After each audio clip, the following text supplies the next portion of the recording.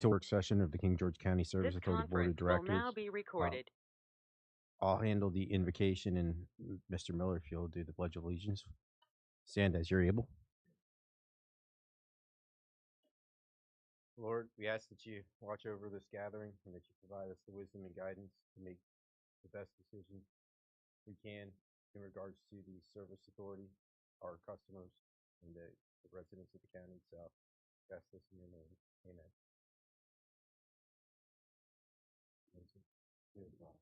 Of the United States of America and to the republic for which it stands, one nation, under God, indivisible, with liberty and justice for all.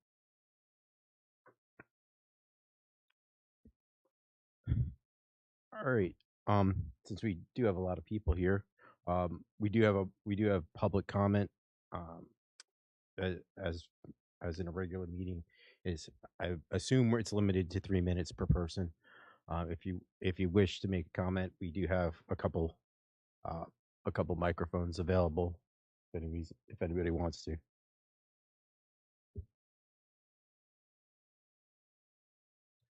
All right. Seeing that there's no public comment in the room, is there any online, Mr. Dines? All right. Moving, closing out public comment. Moving on. So the first order of business for tonight is discussions on the water wastewater operator contract. That's the probably the primary focus of the work session. Um, so I guess I'll open the floor up to to the directors to see what questions, comments, concerns um, after reviewing the contract. I know, um, Miss Han, we were looking for kind of how we pay for it.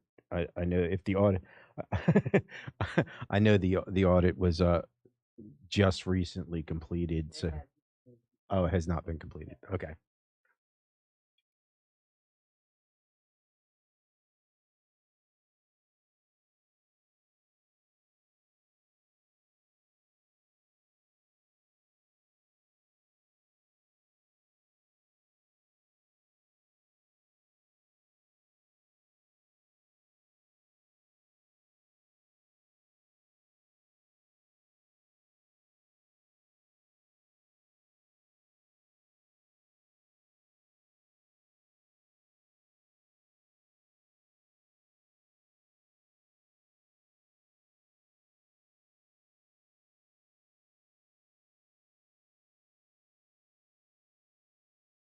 And I'd like to clarify a little bit about the revenues because this is billing.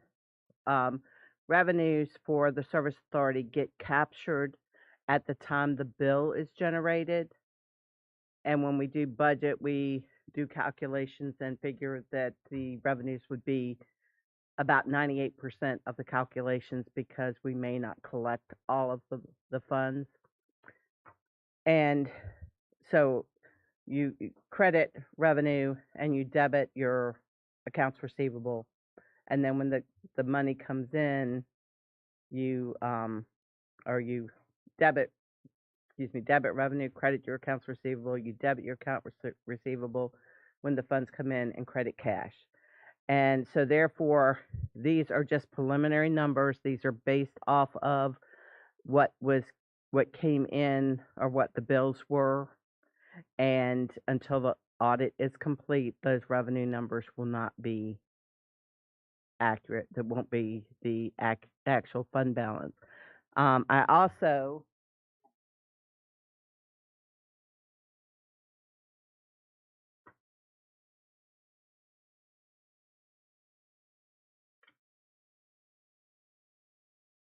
um,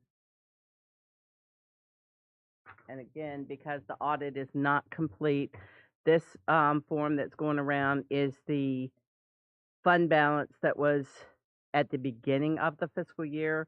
So the fund balance and reserves is 4.2 million at the beginning of the fiscal year, and I cannot tell you what it is at the end of the fiscal year at this time.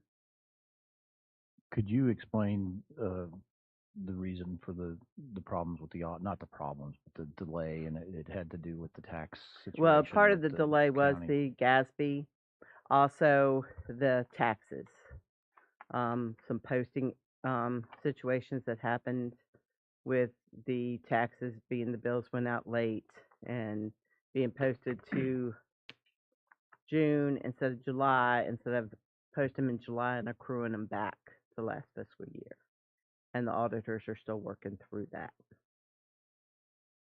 I'd hoped that it would be done by the time I got back from vacation, but it isn't yet. And right now I don't have a date on the completion. We've gotten an extension from GFOA on our awards through the end of January. So right now we've left them on the calendar for the next meetings, and hopefully they'll be complete and we'll be there. But today I can't tell you that for sure. So I guess one question is, do you have a feeling of whether the operating fund will go up or down? Based on the preliminary numbers here, the expenditures were pretty close. Also, they were pretty close to last year, and the revenue was higher. But then again, I don't know. So it's possible, it's probable that the fund balance will go up, but don't hold me to it. But it's probably not likely to go down. Right. Okay. Chairman, can I ask a question? Okay. I have a couple of things actually. So the first thing is it possible that you can give us sort of a just general information right now about how much money that we've spent within Bowdoin so far last year, and then also direct us to where the figures are for all of the repairs that were needed for last year based on things that could have been avoided had we had adequate In fiscal year 22 or in the current year? Fiscal year 22. Okay, so if you look in the expenditure report under the part for sewer, and of course that will not specify, I can pull up on my computer and kind of run some numbers real quick for you. But if you go to the sewer department, and it's 082900 and account code 3160, that is for professional services, and that's where the payments to Bowdoin are captured. It's on the expenditure report. Okay. Yeah. Okay. So we budgeted 17,000. We spent 235,973. Is that correct? That's correct. And I'm like I said, I can't tell you if all of that is attributed to Bowdoin or other things without going into more detail. Okay. Would you repeat the line items? It's of course 501-0829-003160 is the account code. It says professional services. It's like 3 lines up on the second page. I don't, which heading one is it? Is Does it the that one? say revenues? That there's a revenue one and an expenditure report. I have one that says Fund 501 and then one that says 999 at the top. Operating fund. They both say that. Operating fund, that's your expenditures. So that's the one you're looking Okay. for. And like he said on page 2 of that one, line 3160. Okay. It's I 2 got lines it. up I from got the it. bottom. Thank you.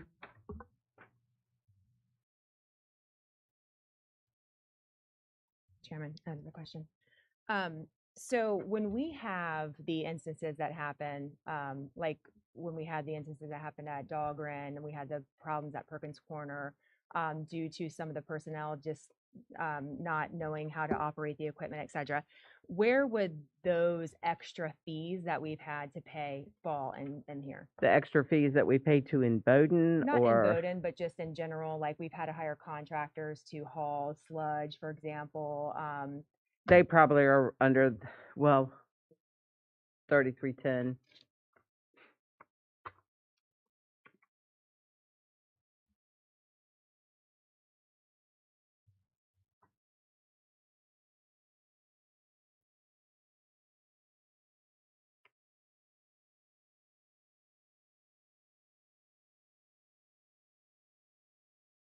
And you can see that line actually is under budget. Would there be any other, I don't know if you call them general ledgers that they would be under as well, or? Depending on whether you, you know, I wasn't involved in what went on, so I don't know what, if there were any materials, those kind of things. Those would be down under the 6,000 line item. So I don't know what was involved. Okay, so that leads me to ask this then. So when we have like projects like that, does somebody account for like that project and how much that total project costs? So for example, you're using a lot of different GLs. So you're using like the materials that you're using the labor, you're using the different, I guess, professional services that we have. So they're going in different GLs, but is there a way that we can sort of say, okay, so this problem at Perkins Corner cost us this amount of money? And With say, our current financial system, you would have to set up whole new GL codes, and then it wouldn't hit your budget properly. And that's something that more modern ERPs have the capability of including a project, and then you can run reports. But like right now, like for our capital improvement projects, we set up separate GL lines so it doesn't hit the normal operating budget. But because this is coming out of operating budget, you can't really set up any additional. And I do believe that when we did have the incidents occurring at Dahlgren and then later at Perkins Corner, we were tracking more of Imboden's time. And then, of course, I believe we did track the overtime that might have been related to that with our personnel. But the problem that you have is that the board several years ago merged maintenance the with maintenance the sewer and the into water, sewer and and so water.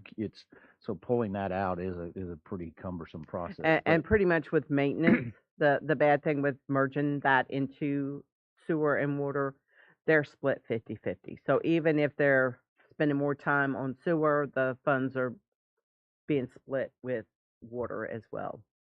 yeah, I hope, just so that the board understands what I'm asking for, if we could get an understanding of all of the fees, extra expense that we're having because of issues that are occurring at these different plants, we could essentially add those up and add it to additional costs that are happening right now without having an adequate service to support the service authority, but without Well, being able to. I think that's a fair assessment. I think that's something that would take some time to build, but the Right, yeah, it would reality have to is be tracked with a spreadsheet. So the reality is you could take all 5 of your wastewater plants and have a program type cost that you could track. But that would require a complete overhaul of the way things are done right now. I mean, because right now everything's lumped into sewer, So- and then everything is lumped in. Like if you did the water, you have 9 different water systems. Well, we could technically look at every individual well and the amount of time, but that's going to be a process that would take some time to get. But I understand exactly what you're talking about. So just a note, in the 2 line items that probably where these things would have occurred, right, are what we paid in Bowden and the extra materials cost, the repair and maintenance supplies. We spent $264,381.10 over budget, in those 2 categories alone. So, And that may not be and that's just that may not be every. called out of Bay Country or anything for any wastewater related activities. It would have been your time and maybe Latif's time, and maybe the extra hauling. We did have some extra hauling like that was referenced, but that would have been minor compared to these other costs. Yeah, that's a good point. I have a quick question. You've mentioned several times, I'm going to raise my hand, and I was one of the ones who voted for the change in the way things are spaced out in the budget. And I guess I don't understand why, and this is why we did it a long time ago. There were 4 budgets, and it didn't make sense to spread this all out. I don't understand why you can't track maintenance of the water system and maintenance of the sewer system. It doesn't make sense why you can't track that water sewer. Because of the financial system that we have currently, in order, they would have to keep up, Mr. Eisenbeis's crew would have to go in and and keep on a timesheet of everything that they are working on every day So to get it. Right now, the system is set up so that it just splits their time 50-50. right, but with a new system, right, an accounting system, you can do that. So it does make sense to have 2 budgets, not 4 budgets. Possibly, yeah.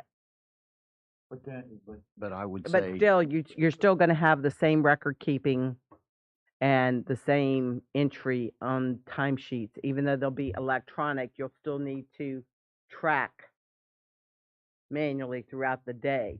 And he might be working on a water project and get called off to a sewer project. Am I speaking correctly? And so then he would have to keep up. Well, I was here for an hour, and then I went over here for 2 hours, then I went back over here for another half hour and got called over here. But also, if we approve this contract, that would be a moot point because they would be providing the preventive everyday maintenance. So The that wouldn't be a maintenance. problem. yes, I think that's a good point, and you would be able, if you had a contract for this, you would then be able to have the segregation of costs that you're talking about. I don't know that it would be 4 budgets or whatever. They might break it down according to the 5 plants and the various systems that we have for water. So it would just have to be something that we would look at. But I do think that in Miss Hahn's point, that, you know, we have a financial system that you all know, and you guys have approved the overhaul of it, and we're very appreciative that you're very limited in what you can do with your financial system. I think what Miss Cleveland's talking about is something that's long probably overdue. I guess the question I would have is, do we have the capacity right now with our, you know, to have every facility on the county side that General Properties takes care of? Are we able to say, okay, that's Ralph Bunch, or that's, you know, that's the library and things The like that? more we put into the current financial system, the more the price tag is going to Right. be at So conversion. we don't necessarily even have that capacity right now. I would, because we're trying to clean that system up now. I know that procurement is working on an overhaul of the vendor files. And so we're trying to clean up and have as little amount of data. And I know that Mr. Dines has also spoken with our current provider, and it's probably going to be, they're not happy. They know we're out for a new system, and it could be costly just for the smaller amount that we're going to ask to transfer. And if we go adding to it, it's just going to drive that price up.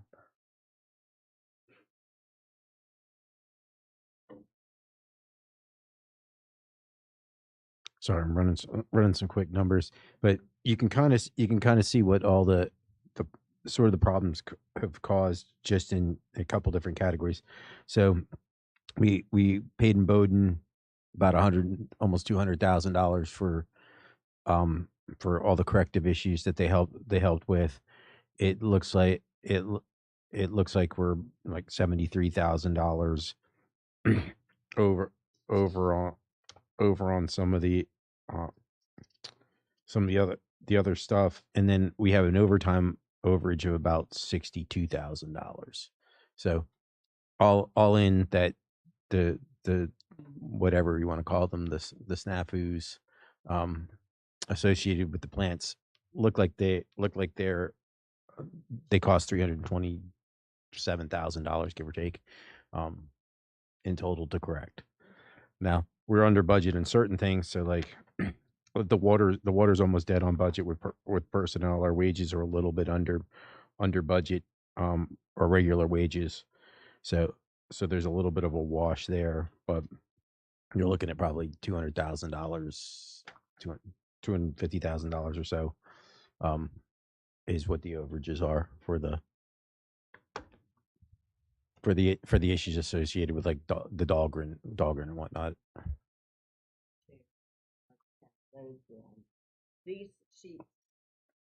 These sheets that are coming around now are for the current fiscal year, and while I cannot get expenditure reports out of the system, I have run trial balances out of the system and manually calculated where we are on each of those. One of them is for water, one is for sewer. And you can see what we've spent thus far this year through today, or through payroll for this week.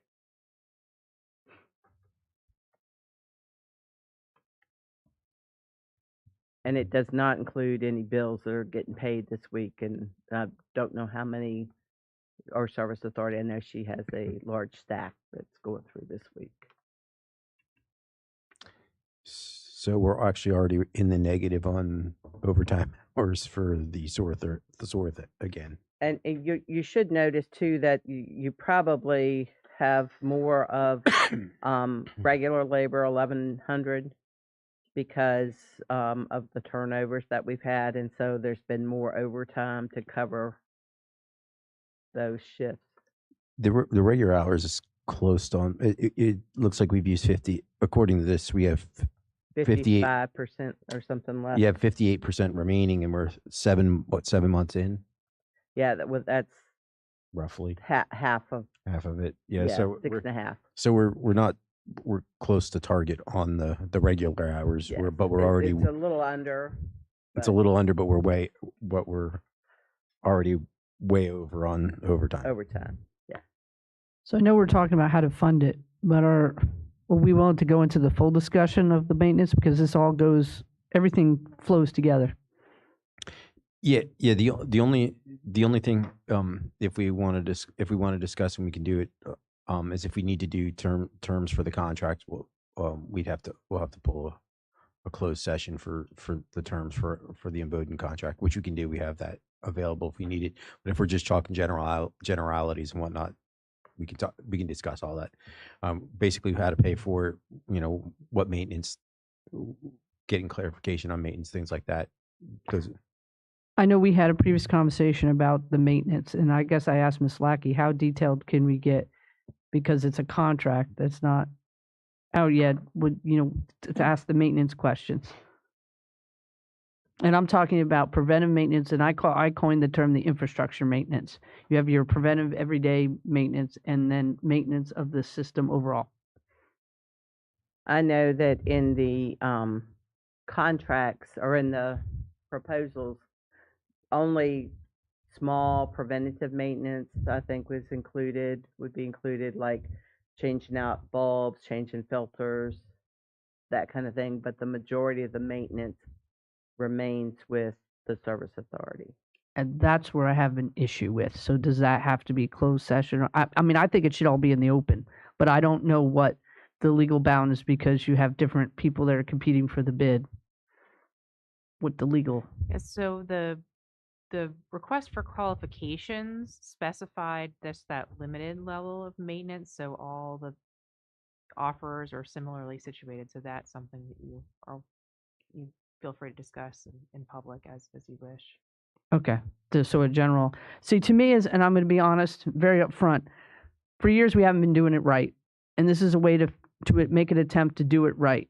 And it makes sense to get DEQ off our back, and to do the right thing is to turn it over to someone who's a recognized entity in how to run a water and a wastewater system.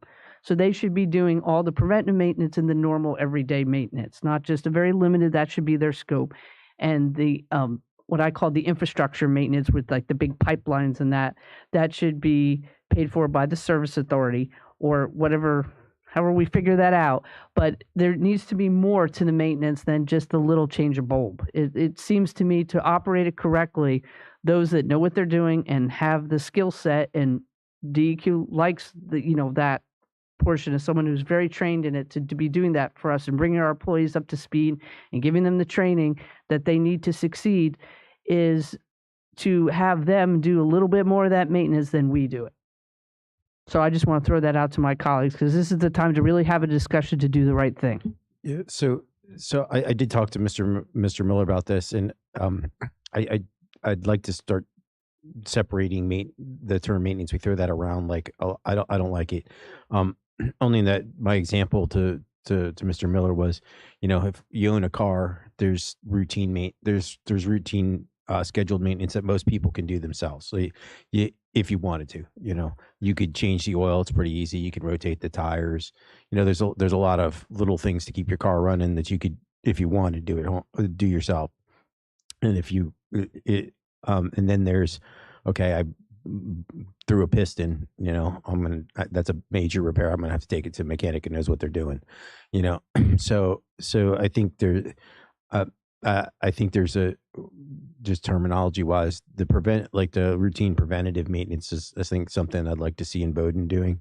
But if it's a major part change out or something, that's going to be it would be a capital, like you're changing a major pump or something like that because it broke. That's a repair replacement, as opposed to, I wouldn't call that maintenance. We lump that in maintenance for whatever reason right now, but it's really a repair replacement. It's completely different. It's different than, okay, I need to, not just even change filters or bulbs or anything. It's like I need to, whatever, every 6 months this has to have oil or whatever it is, um, whatever routine maintenance that I think, reasonably the operators or whatnot could handle. And I think that's what in Bowden, I think that should be in the Bowden contract, but kind of getting the where that line is what probably needs to get figured out. And that's where I came up with the term infrastructure maintenance, a Yeah. different way to differentiate it. And, our staff, they do great for what they do, but I think of somebody who, any company that does this every day, 24/7, they have degrees and they can help our staff get to where they need to be to make sure it stays up to where it is. And there may in fact be a replacement schedule that they could help develop. Like, I mean, some of the parts you have to replace pumps and certain things on certain schedules, and some of that stuff they may be able to help with that. But yeah, I think routine maintenance is something that we should look to them to know that, okay, this needs to be done now. I don't like the terms routine maintenance. Okay. I think you have preventive maintenance, which you're using your analogy of the car is your oil change and filters. And then you have the routine maintenance where you're going to need tires 50,000 miles. You're going to need brakes at whatever, 60,000, or if you're my kid, 10,000 miles. But I would suggest we hear from the folks like John or Jerry who do this every day. Maybe they can give us a little insight as to what goes on between preventive maintenance, the routine stuff that you have to do to keep things working, versus the maintenance where okay, we're approaching 100,000 hours and we have to rebuild this pump, or I don't know the exact numbers, but that's just something I'm throwing.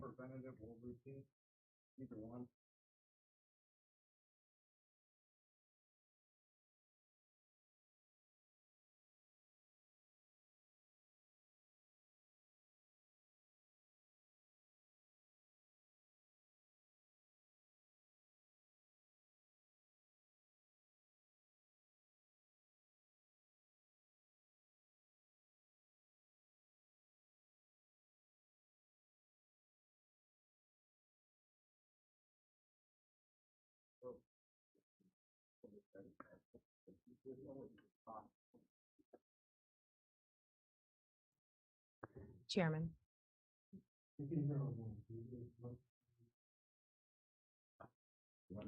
I would just say that, and certainly Megan Pitts and Ms. Hahn and Kelly and I and Bryce Young was involved in this, but we looked at this as a baseline. We knew that once you got an operator in there, then they were going to build, from the ground up in some respects, enhance what we're doing, give the personnel more training, more resources, if you will, to expand what we're doing so that it would complement what John Eisenbice's crews do.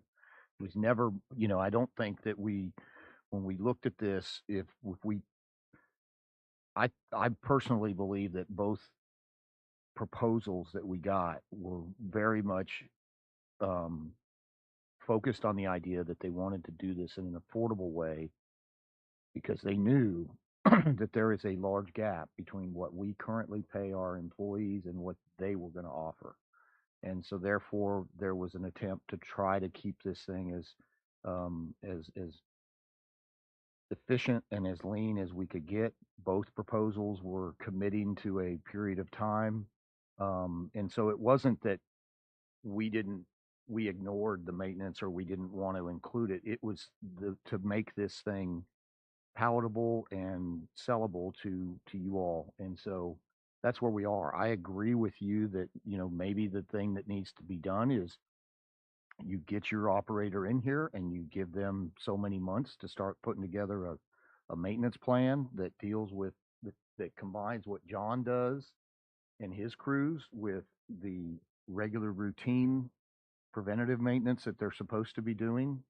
But that was kind of the whole purpose of why it may not be as um, clearly drawn at this point, was to make sure that we could get something that would be worth our consideration. Yeah.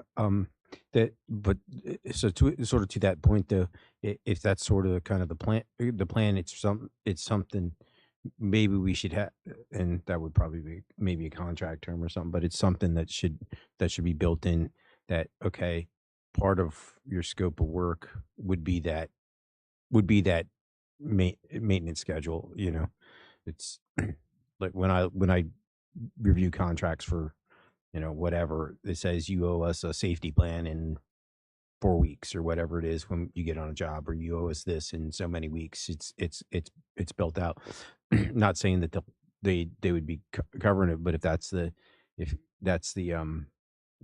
kind of the thought process, we'd want the timeline built in somewhere. Um, uh, that, hey, we need this, however we want to call it there, preventative maintenance, uh, larger maintenance, because that, like Mr. Morris has said, at certain number of mileage or certain many thousand gallons, you're going to be replacing an impeller or something. Kind of get a schedule of when that should be, so it can be planned out and budgeted out, so that you're not, oh, we just blew up something, but we should have known it was going to blow up, because it expired, 6 months ago, or hit its gallons 6 months ago. Mr. Chairman. Yeah. So I want to provide some comments on the same line of having the maintenance stay within the county. So we have seen historically and still to this day that the county leaving the maintenance in the hands of the county has not provided good fruits for the service authority. Okay. And whenever I was thinking about this contract, of course it's needed clearly because we need to have somebody who is a subject matter expert, like I've been saying for a year and a half, to be managing the service authority, and somebody that does this day in, day out, and that it can be managed very closely. We've had an interim general manager for 1.5 years. Which is a huge concern of mine, that these employees of the service authority are not getting proper management. Hence why we're having a lot of issues with the different plants, having operator errors, et cetera, making it very costly for our clients. And I think that when we think about it in terms of if the maintenance is staying with the county, who's going to be held accountable for that? Who is going to be in charge of those maintenance personnel? Is Emboden going to be able to direct the maintenance personnel as needed? Do they put in service requests, et cetera? Because there has to be some connection with Emboden as they're doing their everyday operations if they need some support from maintenance, right? But also in terms of if we're taking out, maintenance and then also customer service, who's managing that? Is a GM needed to manage that? Who's overseeing those departments? who's held accountable? Who's held accountable for the financial performance of the service authority? Who's held accountable for any consent orders that we get? That's also something that we need to think about.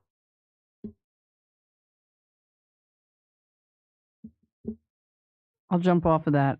I had an idea of all that, but that would be then the next, I guess, next bullet point in the agenda. Because to me, it seems that, with this is a bold step to contract out this part. So with it, we should be looking at other areas to tighten up and fix.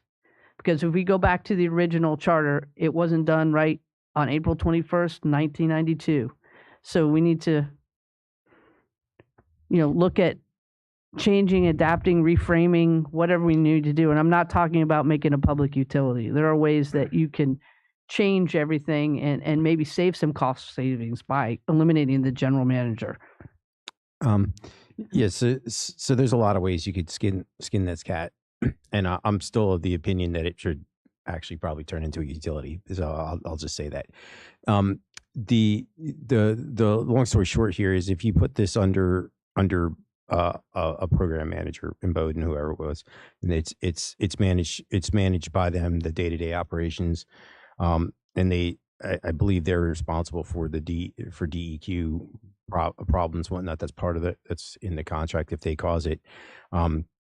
So what you would have then, depending on how you wanted to set it up, you would have like a director of public works, so to speak, overseeing Bowden their work, and then overseeing, or however you want to call it, overseeing the infrastructure. You'd have somebody in charge of both the kind of make sure it's maintained and operating correctly, also planning for future utility needs. So that would be how that could be housed under the county. It could be done differently, but ultimately, I think the best bet here would be you'd have an enterprise fund, I guess is what they call it, where the service, what was a service authority, whatnot, operates under its own budget still, but it's in control by a department within the county, somebody like a director of public works or whatnot, that's directed to oversee and Bowden, make sure they're staying financially on cue, and then also making sure that the maintenance on the infrastructure in between the plants that Bowden's not running is up to snuff, and then also future planning for sewer and water for different developments throughout the county, because then it's a kind of a centralized planning and oversight. And a little bit of that's already done in the engineering department. I know Bryce is overseeing a lot of the infrastructure and doing the infiltration testing and whatnot. So, and then with that, if you're looking at the maintenance, then I would flip it to general properties. General properties covers maintenance for everybody. I know Mr. Eisenweiss and whatnot does some electrical work for the other departments anyway. But you'd flip it to general properties. General properties would be in charge of maintenance for everything like they're generally supposed to be now. And I think from the county standpoint, you get better usage out of the employees just in that, because I know sometimes the general properties guys don't have a lot to do, so I don't think you'd have that problem if they were also overseeing the sewer. And then kind of the oversight, the financial oversight would flip under kind of Ms. Hahn is where it would go. You'd go into go under finance, and that would be where your customer service and purchasing and whatnot would come out of. So it would be, you wouldn't have generally a general manager, so to speak. You'd have somebody that oversees and oversees and oversees kind of the overall system and helps plan for the future, which is, it can be set up different ways. But I think there's little argument once it's managed separately by someone like in Bowden or something. There's little argument to keep it as an authority. It always have to be segregated financially, but that's easy enough. That's what every other county does. The utilities department in Stafford and Spotsy, and they're not linked. Their money's separated from the county general money. They're not linked. But that's a kind of a board of supervisors talking point more than the board of directors here. But as I saw it, if we do this big jump for this contract, we need to lock in a framework, because this is one time we vote on it, then we're stuck to doing the whole framework and reorganizing it all. And that's what I'm looking for. If we do this, then I want to lock us into making a change, because it can't stay the way it is.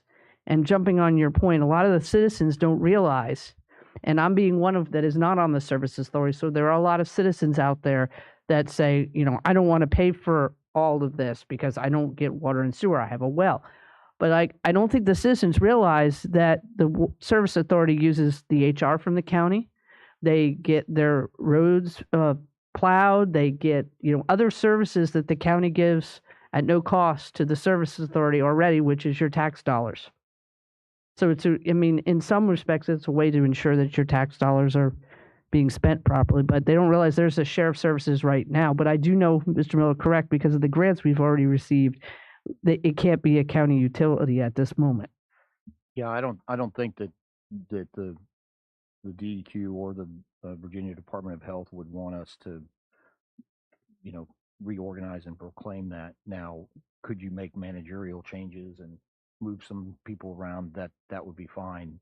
I think though the critical issue is, what do you want to do with your wastewater?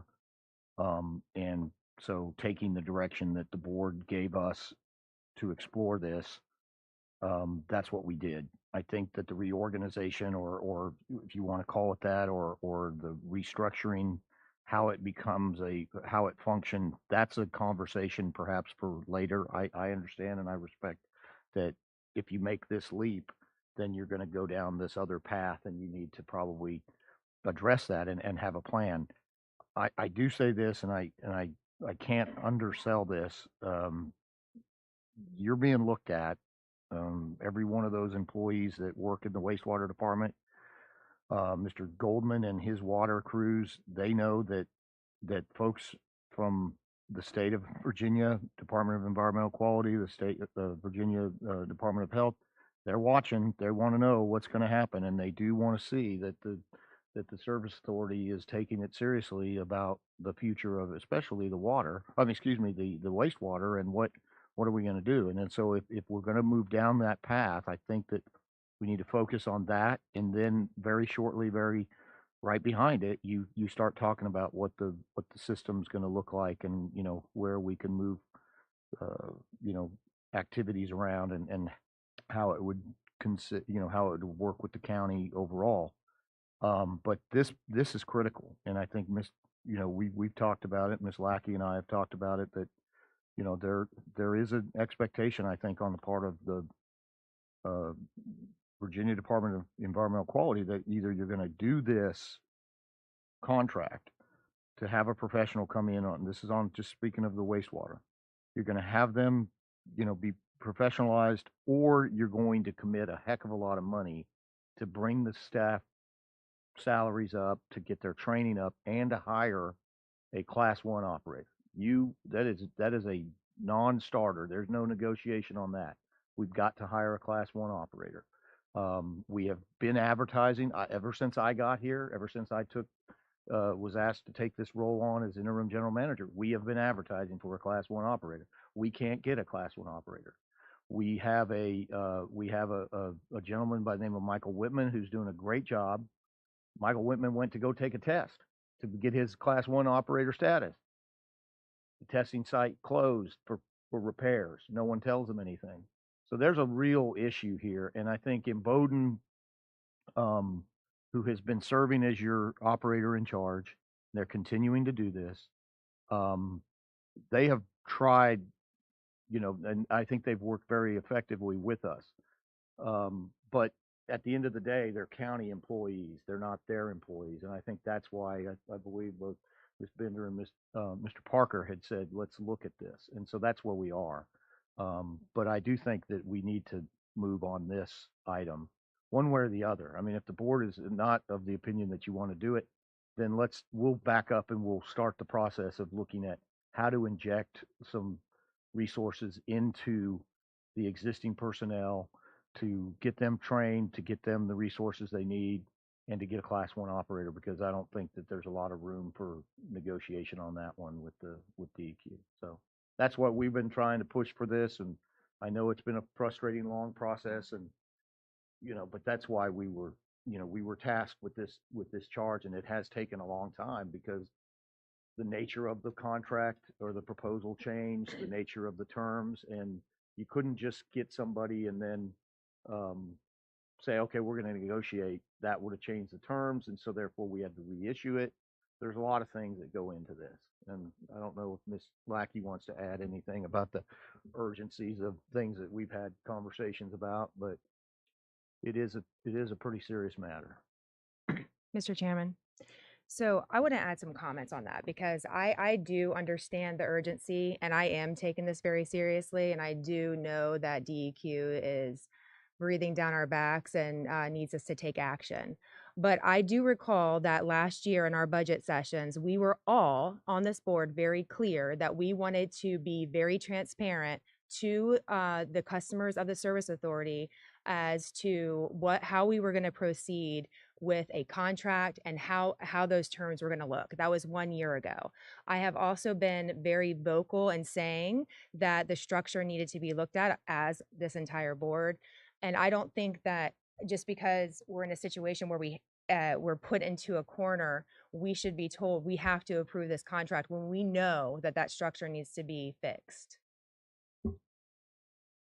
If I may, I'm not telling you have to approve this contract. I'm saying you've got to do something one way or the other. I believe that we have reached that point. I'm not suggesting that you have to approve this contract.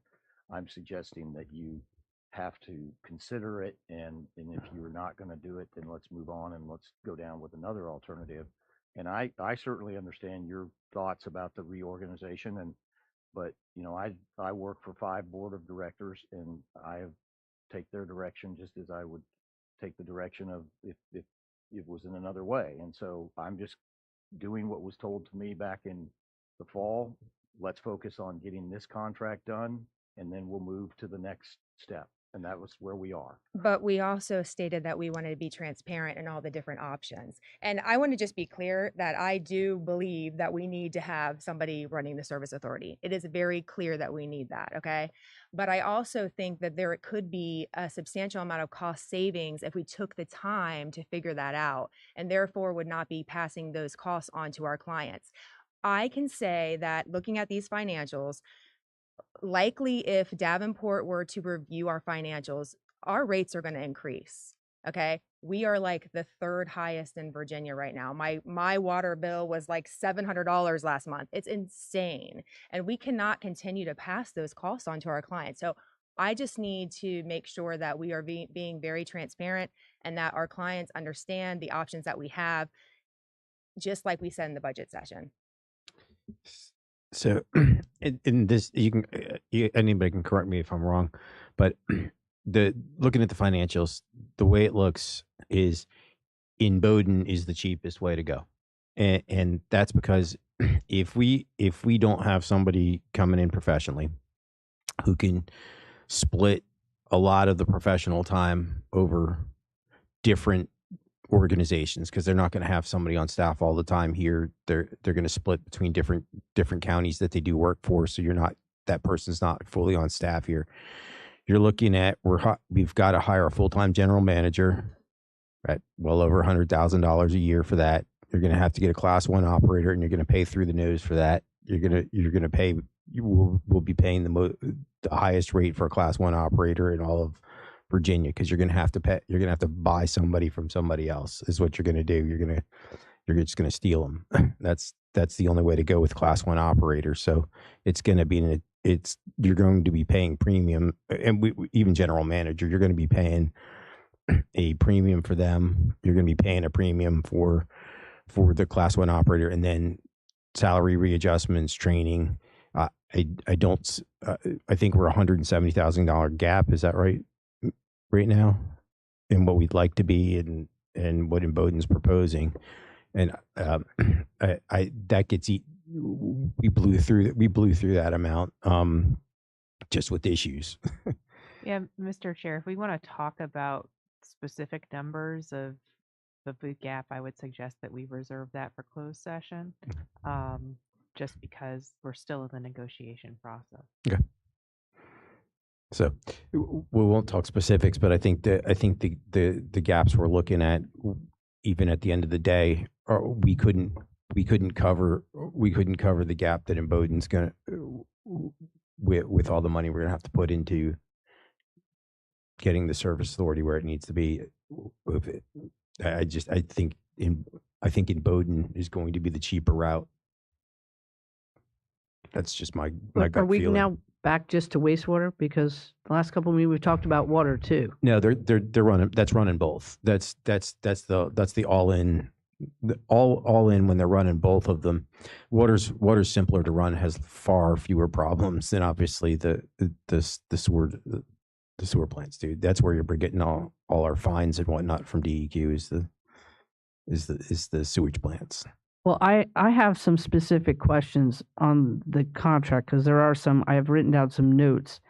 And I don't know if we can talk about, because one other thing is the employees, the current employees of the service authority. Can anything be mentioned right now about that in a public meeting? And it's not about the contract in specific, because it assumed that those employees would go over to the person we choose as the contractor. Right. So I think that is open public knowledge that this would be completely outsourcing the staffing of operations. Okay. So there would be the opportunity for those current operations employees to be potentially employed by the contractor. But that's not it's not a given. And if we wanted to go in closed section, we could talk about their specific staffing plans and how they align with our current structure if you wish. Well, that's not I appreciate that. What I'm looking out for is, I understand there are some employees that might have a lot of vested time in the retirement plan. And I've talked about this previously when we've talked about this years ago, is there any way that we might be able to offer some of those folks if a job is open in the county so that they do not lose their retirement?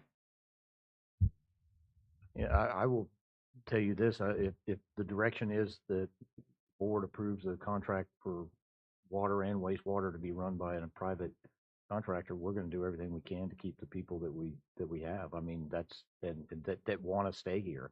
I mean, there's no doubt about it. I mean, we would not want to disrupt their lives, and that was not ever the intent. This wasn't ever considered that way. It was meant to be, you take our people and you have the opportunity to have a staff that they would immediately have. And in conversations with both both firms, that was their full intention as well, is that they want to utilize the existing staff and put them in a position of training and providing resources. So, but I know that's a challenge when you have people that are vested in a retirement system.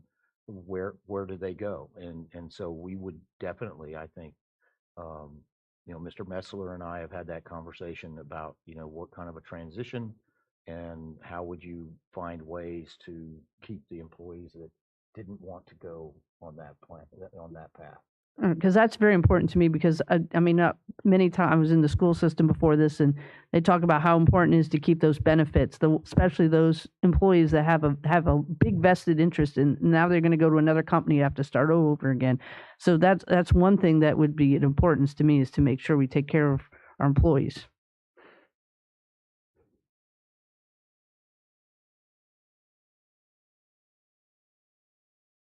So this is kind of a question because I've never worked on the public side, so I don't exactly know how the pension systems here work. But on the private side, I can keep my old pension or my old 401ks. They are from my other company. I can dump more money into it forever, or I can consolidate it. I can roll it places.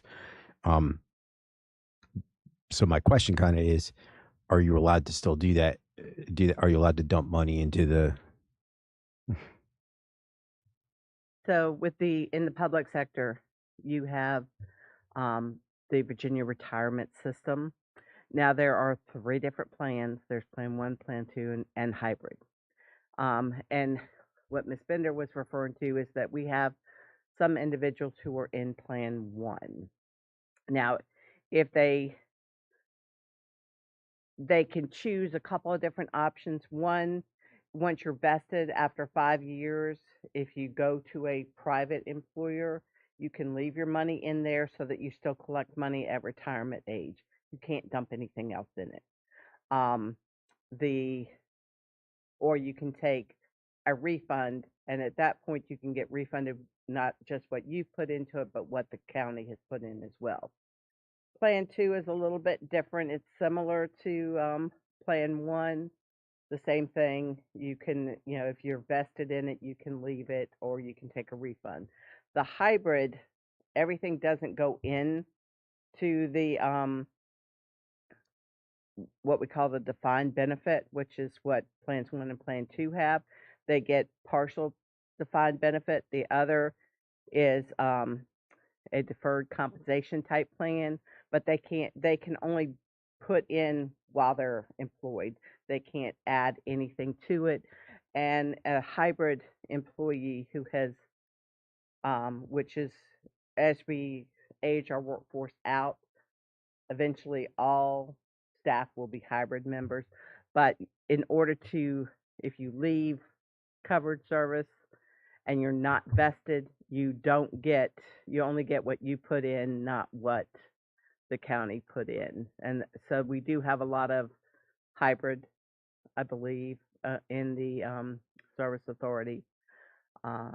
But there were other options that they could have payroll deductions, which really aren't county funded, and they could continue those after they were to leave county employment. But like through some of the different banks, I think Nationwide has a plan. I'm not sure what the others are, but those they could dump money into.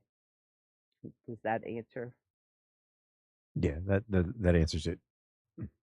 I guess the other question is, if we said okay to this, how long before this is enacted and the employees are absorbed by the contractor?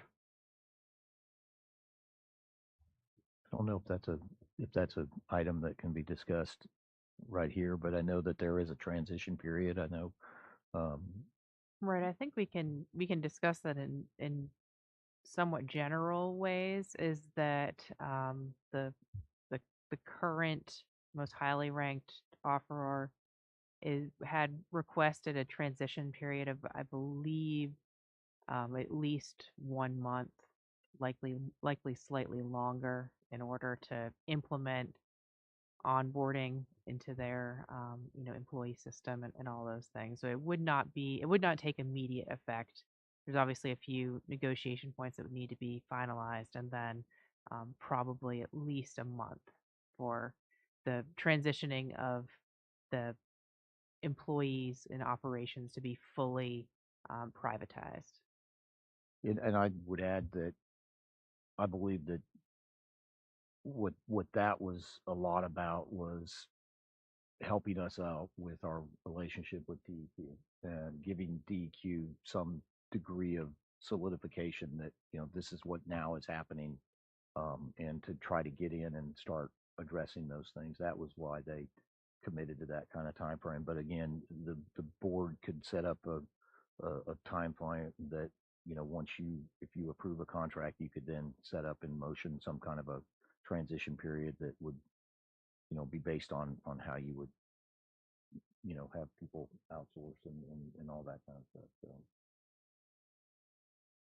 And I might add too that there are things that the county would need to take care of, such as the leased vehicles that we have. That's going to be a transition period of about a month too, because the contract includes vehicles, um, that they would provide vehicles that was included in the RFQ. So there would be the disposition of the current leased vehicles that we have. So that would be a cost savings then, because we would not need to lease those vehicles anymore. Right. Correct. Well, that's included in cost proposals, because we'll still be paying for the vehicles, but through a different venue. And that was figured when we get into that stuff. That was figured in the other.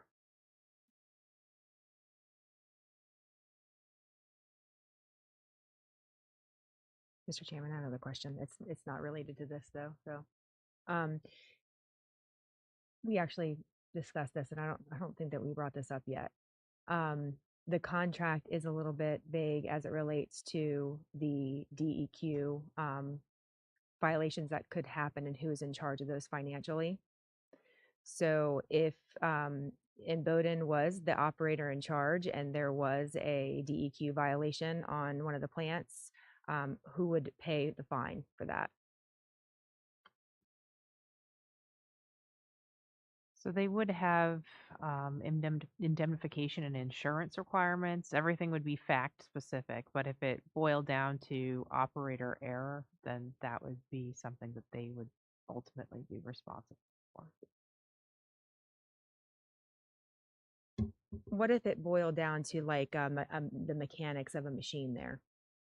And the reason why I bring that up too is because especially since and I guess I'm not really clear on the maintenance thing because it's like they take care of the maintenance, but we do too. So can there be like, oh, this maintenance was your issue or this maintenance was our issue, and have a issue and legally saying that it's not my financial responsibility, it's ours. I think anything is possible, but by and large, I think it's more often that it's operator error that's at least been responsible for the issues that have happened recently. I mean, you can't stop a pipe from breaking. I mean, hopefully you have a maintenance plan that you're tracking those and replacing things, but stuff will fail. Things will happen that would be on the maintenance or on the capital side. That's certainly possible. So there'll be situations to be very clear cut who was at fault, and there could be a situation where there could be some dispute as to the How does how fault does or the sharing. how does DEQ look at those things? Right. Obviously, if it's an operator error, they're gonna tag us probably pretty hard, right? But if do they, but do they differentiate between, okay, it's an operator error and should have been known, or okay, pipe pipe failed because I mean you can buy a brand new piece of pipe and have it fail. It could have an error in the pipe and cause a failure prematurely. So I know that we have to report whatever happens if there's a spill or there's some kind of a within a certain period of time, and so then you provide the parameters of what happened. If it's an operator error, if it's a situation where something didn't get turned on, then I assume that there's certain points and certain degrees of severity.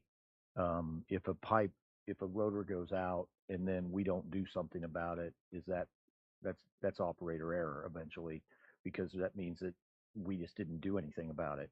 But if something happens, for instance, we had an issue in the hop yard with the water. I think was it over in the spring of last year where there was a valve and it flooded ultimately ended up flooding parts of the sewage system. We had to report that. And so, but that wasn't necessarily like operator error. It was something that happened, and we were able to report it and everything like that. But um, I would probably want to have somebody like an Emboden explain to you the differences and the degrees of reporting, and what DEQ is going to require and things like that. But I would think that if something in the middle of the night tonight happened at Dahlgren that was a blown major valve or something like that, John's crews are going to go down and fix it, and we'll report it. That we have like a 5-day and then a 24-hour type of thing. We would report that. How DEQ looks at that, I don't know. Are they going to say, was it aged? Did we not maintain that? Did we not? Those are the kind of things that I think that getting an operator would help us out. And I think in answer to what Miss Cleveland said, I would think that whoever, if you did hire a contractor to be your wastewater operator and and maybe possibly your water operator, there's a congruence. There's a relationship that's going to occur that we have right now with our crews, that John knows when through the management system. He knows when they've got to do some things. Somebody might be operating, say Michael Whitman is operating at Dahlgren, and one of the guys say, hey, we've got some issues. He's going to mention that to John. They're either going to immediately take care of it on site, or it's going to require adding a part or something, and they've got to come in and fix it. And that's kind of the same relationship that I anticipate would exist with a private operator. Is they're going to get and work directly with John. They're going to give you a plan of how you operate and maintain all of your plants. They're going to have a list that's going to go. It's going to go into a routine maintenance situation. It's going to go into capital equipment purchasing. It's going to just give you that kind of level of assurance that you're taking care of things. So if something happens in the middle of the night, his crews respond to it, or the people on site do what they can do. And so, but for long-term needs and for, taking care of those capital equipment items, um, they're going to be able to provide that kind of level of detail, that kind of level of professionalism, that is critical, if you ask me. And right now, I will say this: I mean, Imboden, through their role as um, operator in charge, is providing that level of support to John in certain instances when that's necessary, but also they are providing that level of support in terms of developing our long-term capital needs. We have got them involved, looking at the use of those funds that we've got secured, the $16 million. They're in there and they're looking at it and they're identifying things that we weren't even identifying. And those things are going to now be a part of those funding allocations, hopefully.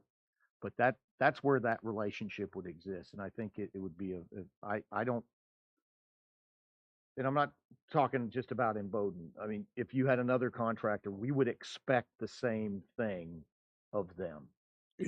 I don't disagree. I think anybody coming into this position is going to try to in any professional organization, you're going to try to stay to be the shortest blade of grass possible, right? Because you don't want to be the first one cut by the lawnmower, basically. So so they want to stay out of DEQ's off DEQ's radar the best they can, um, and having facilities that don't fail is kind of key to that staying off the radar. Not just obviously having good training, good operators, whatnot, doing what needs to be done, but making sure equipment isn't 10 years past its service life.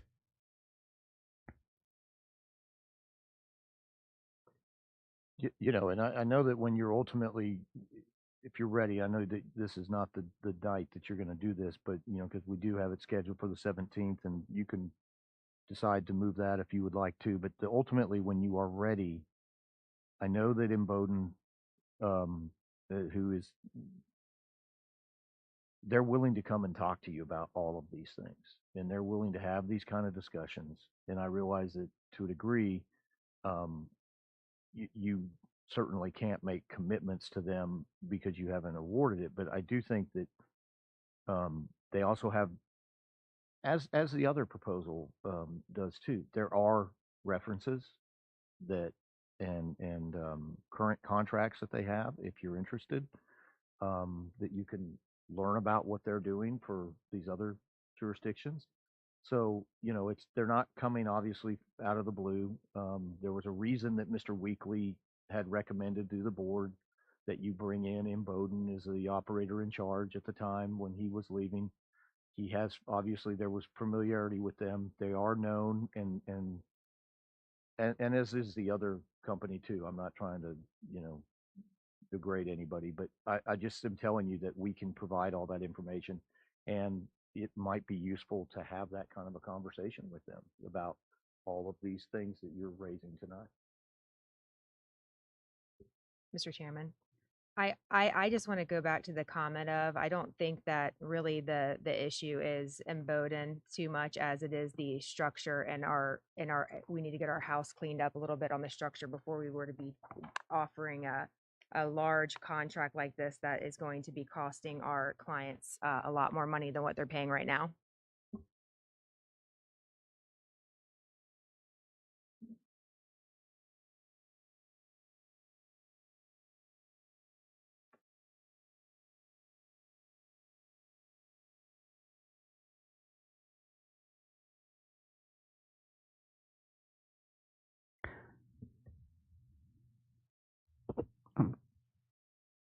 what, Ms. Cleveland, what do you foresee or propose as this cleaning up the structural organization? What do you think we need to do or not do? What's your vision? And I don't have anything like completely nailed down. I think it's a discussion in which I think that this board needs to collaborate and maybe talk through. I'm definitely not the one that wants to come up with the structure, but I do think that we've had a GM interim in place for a year and a half. The board did not vote on to not hire a new GM, although we just continued to have an interim GM. So that's a problem in itself. Also, we've talked about maybe consolidating some of the departments into the county, whereby they would have more accountability, maybe more oversight. Not that I have any specific structure in mind, but I do believe that we need to come up with something that has better accountability, better oversight. And frankly, we don't need to if we're going to hire a contractor to operate it, we certainly don't need to be paying for a general manager. I would imagine that operator would be coming to our board meetings and would present the information to the board directly. Yeah, I think Okay. If I may, a manager is a manager. Okay. Doesn't have to necessarily be a subject matter expert. A manager is a manager. I mean, you see it nationwide. They're bringing in attorneys. They're bringing in people with like Mr. Miller's background to run fire departments and public works. And you look at these different cities and counties and see where different people have come up through organizations and now they're county execs. I mean, Mr. Weekly left from being our general manager to being a county exec. So, or I guess that's his title there. But a manager's a manager. Someone who can just give direction. The subject matter experts are the people like John and Jerry who are the division or department heads, okay? They're the people that need to be subject matter experts. And I believe they are. Part of our issue is we have so much going on that John can't manage like John should be able to manage because he has to be down in the trenches with the troops. So if we can get some of this workload off of them by bringing in an outside contractor, then they can go and do the job that they're supposed to be doing. So I think a lot of this, I don't know what the right word is, streamlining, improving of things should come about when we bring in, if we bring in these folks to run the facilities. As for blending or moving things over to the county or public works, we ran into a rote or a stumbling block because of those grants. But one other thing I'd like to say, and this eats at me all the time, the folks that say, "Oh, I don't want to pay for it because I don't use it." Well, guess what? I don't want to pay for schools because I don't use them. My kids are grown, but I still pay my share of taxes towards schools. And like it or not, everybody in the county uses the service authority in some way, shape, or form. If your kids go to school, where do they get the water? From us. Where does the sewer from the schools go? To us. If you're on a septic tank, where does your sewage go every 5 years? To us. Okay, you have a fire. Where does the fire department get the water for the fire? From us. You go to a restaurant to eat dinner. Where does the water come from that they wash the dishes? From us. Where does the dirty water from washing the dishes go? To us. You go to the grocery store. Where does the water come that they clean all the stuff in the deli and in the butchery, in the fish department? It comes from us. Where does the waste go? It goes to us. So every citizen in this county is invested in this, just like everyone's invested in the schools, whether you use it directly or indirectly. Everyone is invested. So we need to be looking globally and not locally, not just our little neighborhood, our little chunk, but what is the best overall for the county and for our surrounding environment? Because everything that we do affects the environment. It goes into the Rappahannock, it goes into the Potomac. And we're all drawing water off from the same aquifer, whether you're on the county well, or you're on a personal well. We're all drawing off the same aquifer. So we all benefit. So I think what we need to do is, are we on board with bringing somebody in to run this? And if we are, okay, then let's move forward and hammer out these little fine points so that we can move forward and vote on this contract. And we can fine tune the organization some, but we're looking at two totally different organizational charts, one with the contractor and one without the contractor. So we got to decide which way we're going first before we decide any reorganization. So just a couple points. I'm going to pretty much agree. If you bring in Bowdoin in, there's not that much restructuring. I've kind of already pointed out how that structure works, whether it stays as an authority or not, whatever. You and Bowdoin's running the show for 99% of everything. You've got to have somebody to look over their shoulder. Doesn't need to be somebody sitting there full time. Don't know if it's the county administrator, if it's someone in the engineering department who's going to link in for the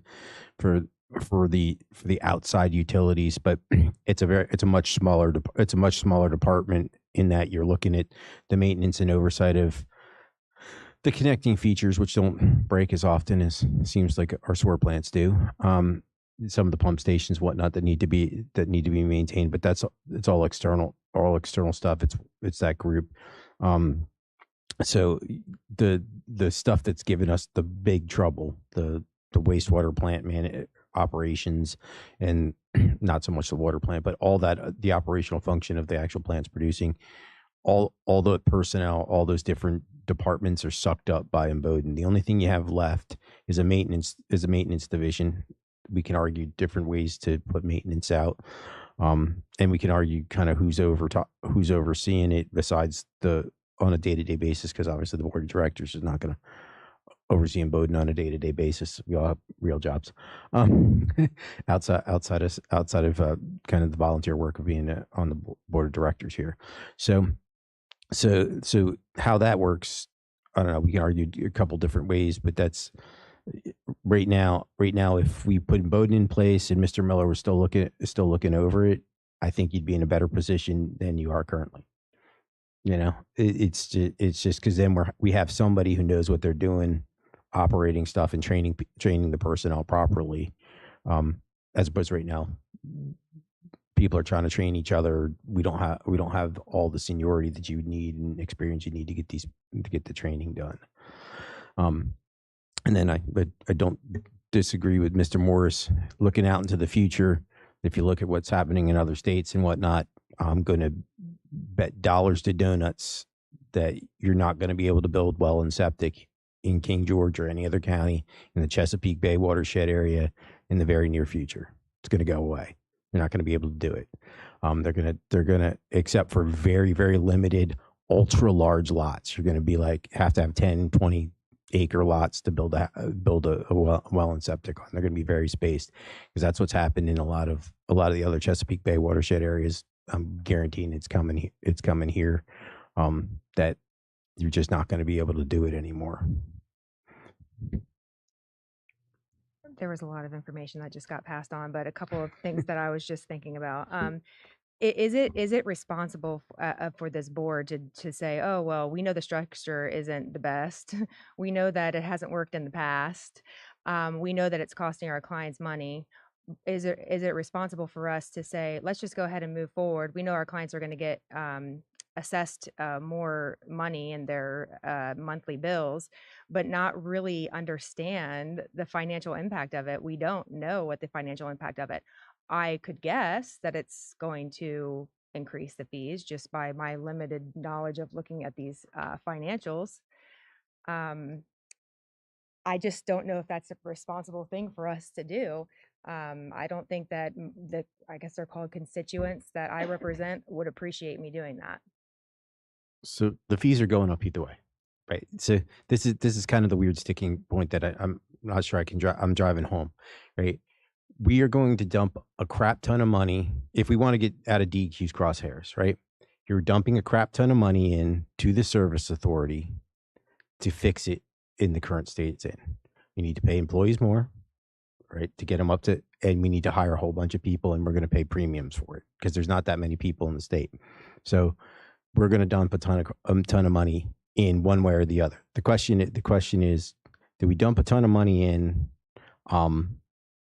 and keep everybody under the county, and then try to figure out and try to get the management structure correct and the training structure correct and enough knowledge base into the service authority, which is going to be a lot of people. You're not talking about just hiring a general manager or a class 1 operator. You're talking about hiring engineers and stuff and whatnot that know what they're doing and can do these designs, things that Bowdoin's got staff to do, but we just don't. So just in salaries, I'm going to guess you're $500,000 in if we want to fix the service authority, right, and get all the money into it.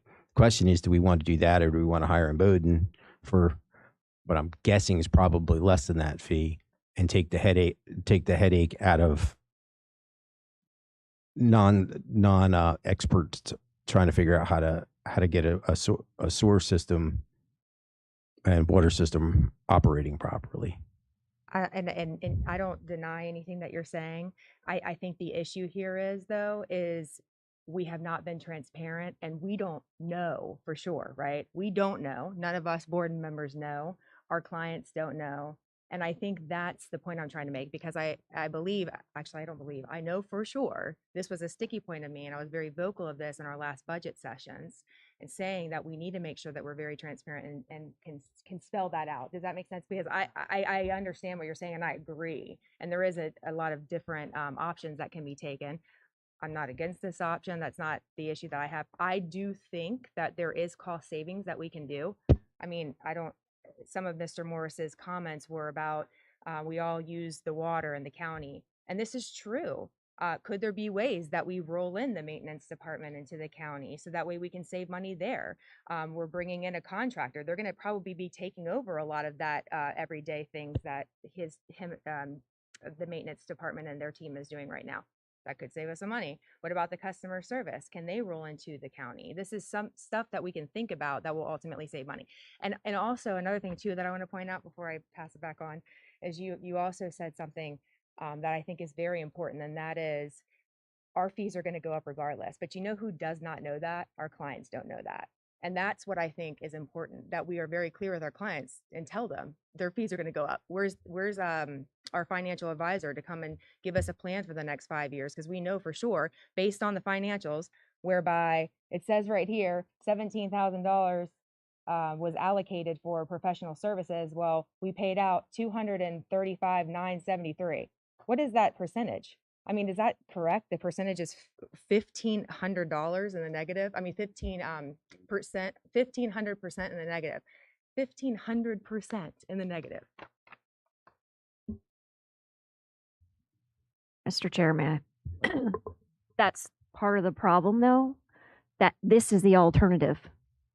This is a known quantity already. We already know what this has cost us for patchworking along with, no offense, but an interim general manager, and in Bowdoin being our licensed operator, it's already cost us this.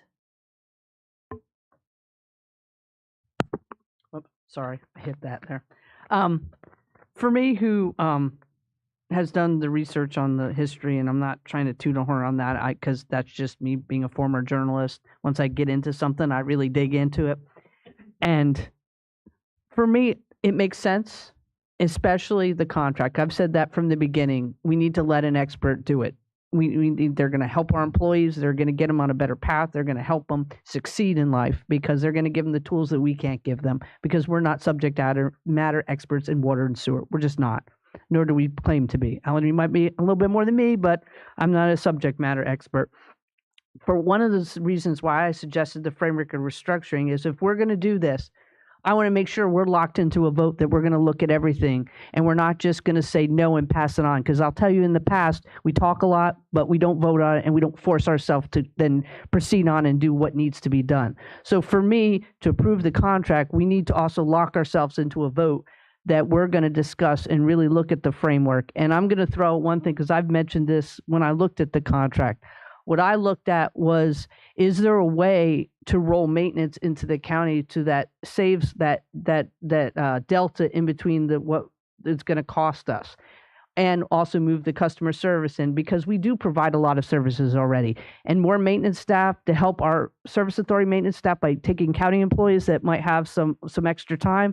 It'd be a good cross training, and it'll be a way to make sure that the infrastructure that supports the schools and supports the fire and rescue are all taken care of. But it really concerns me having the customer service and the maintenance just hanging out there without oversight and the inventory. Because for those that have known me for a while, I'm big on preventive maintenance and making sure we have our inventory not just everywhere. It needs to be centralized. So for me, it's the contract plus the framework that we're going to do something to make sure the ship is in the right direction, not just throwing over an anchor for one part.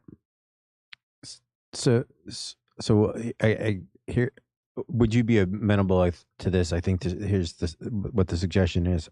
I'm going to suggest we got to consider this contract, but kind of at the same time, we also vote on a time frame for having a vote on a plan developed and a vote on reorganization. It's going to have to be a few months. I would suggest that you're going to want to see how Imboden's operating, kind of talk to them, get a feel for what's going on, because whenever something goes live real, there's going to be things that weren't foreseen. It's just, I don't think any project's ever been perfectly planned, and nothing's slightly shifted. But maybe with the contract, we have a vote on in X number of months. We have to have the structural organization worked out for what's left for the oversight and whatnot. We certainly can accommodate that. I think that's a really solid direction, because it allows us to, like I said, take care of this issue, which is kind of low hanging fruit, to be honest, and then deal with that transition and then start coming up with a game plan. Ever since I took this job as the interim general manager, and the board agreed to have me do this, and the board can remove me from this.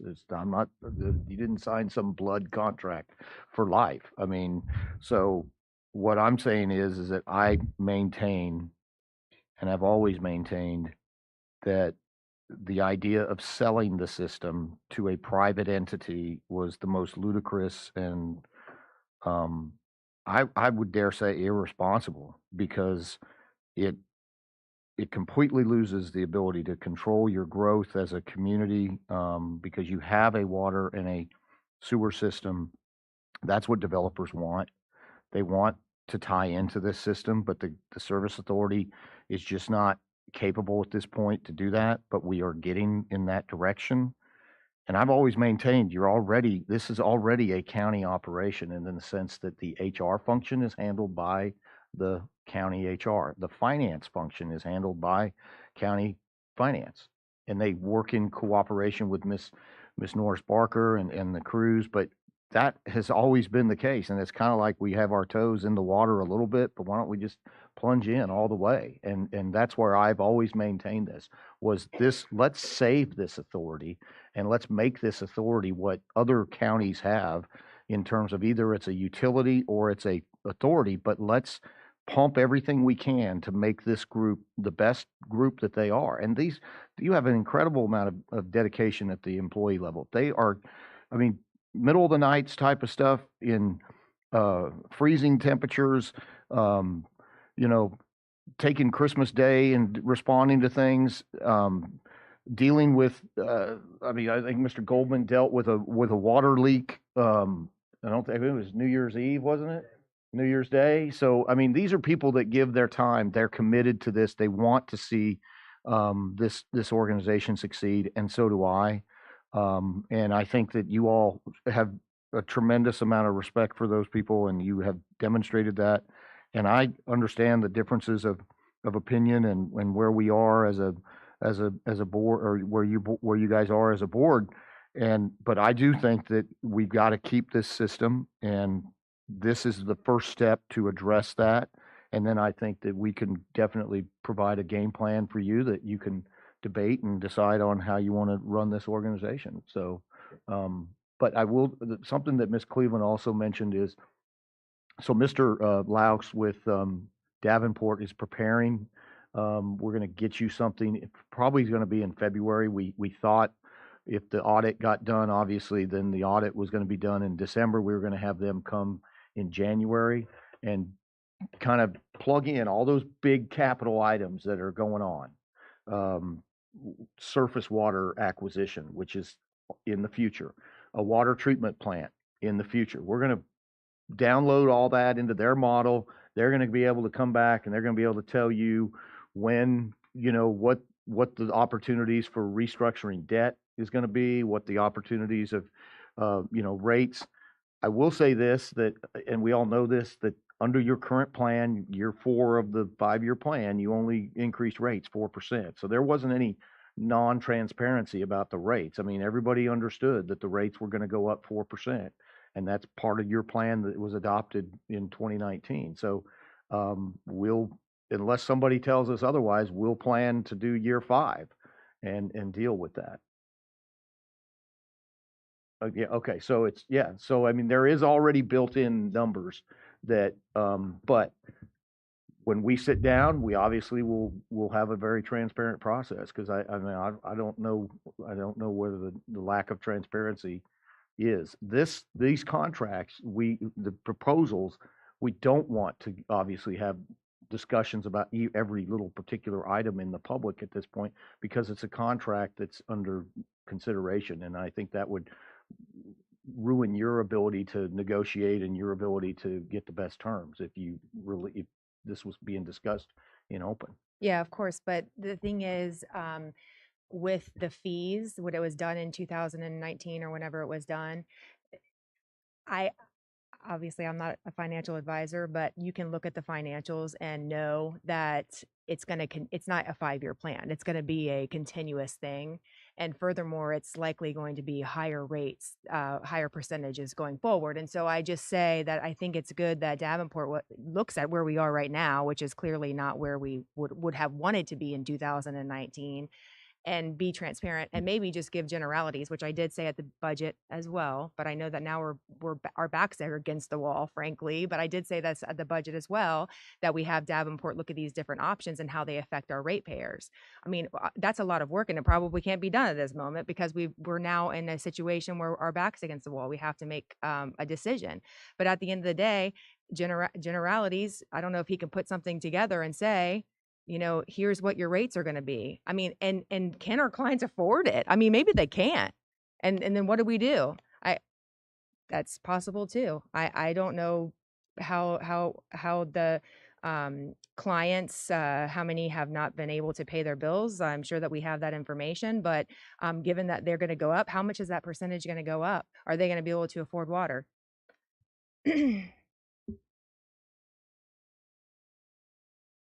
Mr. Chairman, ask a question.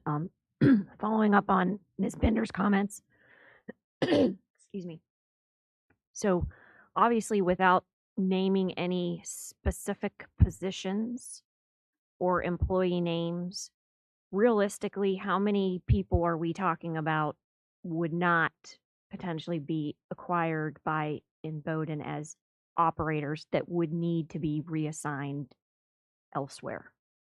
Do we have an idea of how many bodies that is? We do, We do, but but- since the contract isn't firm, I would suggest that you consider a motion for a closed meeting if you wanted the specifics on Bowdoin's manage or organizational structure for employees. Unless it's the will of the full board that you want to So- go ahead and disclose that.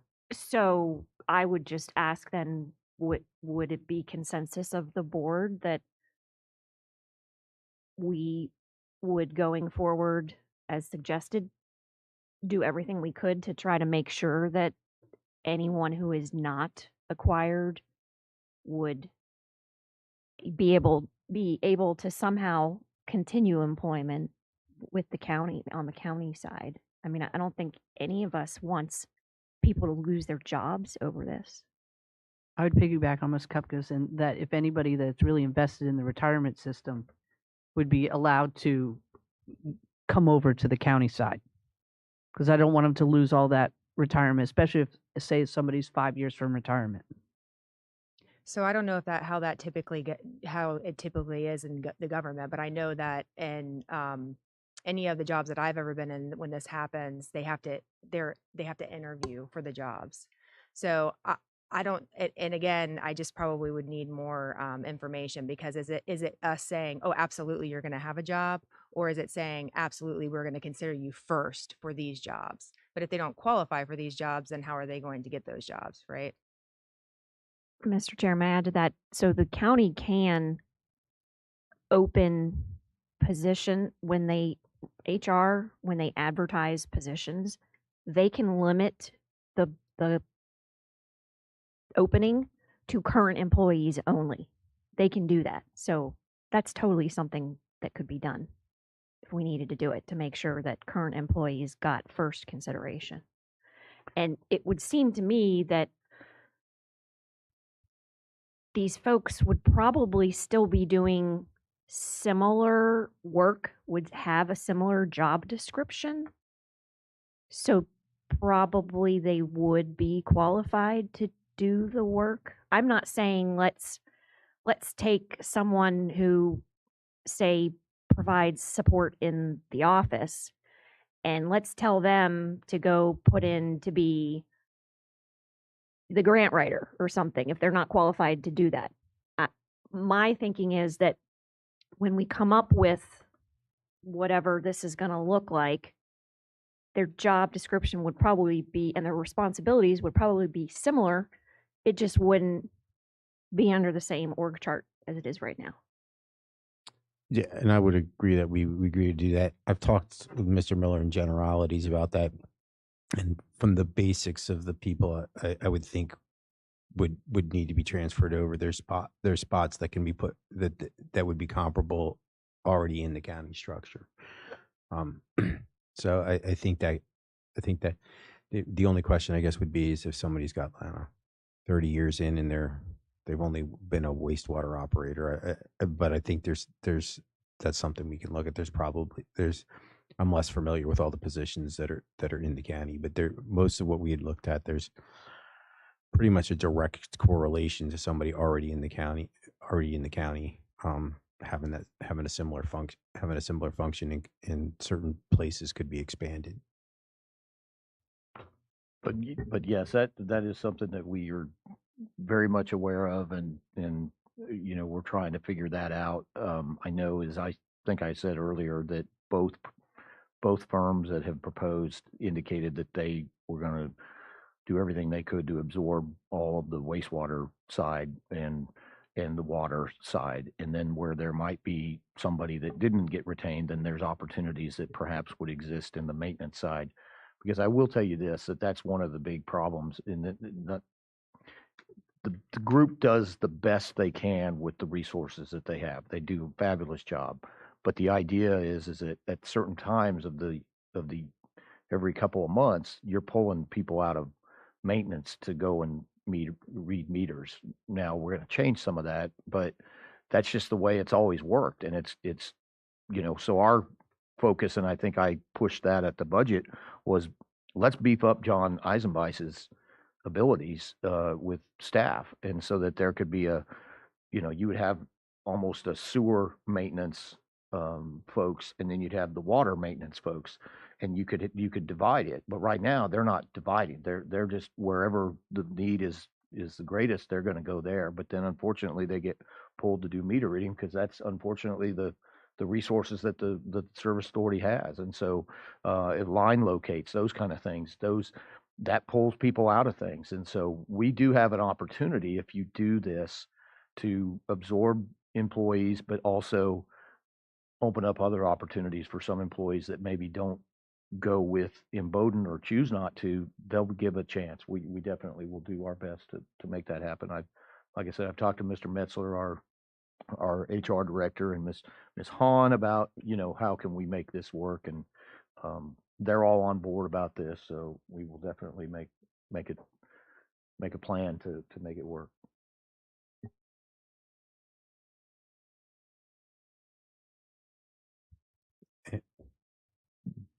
I guess the question that, and I know they don't need to necessarily take direction, but we have not necessarily put the agenda out. We've got the agenda set up. Would there be a desire for us to consider doing at the next meeting on the 17th, at like a notice of intent to award, and then if you could tell them about the legal ramifications of something like that?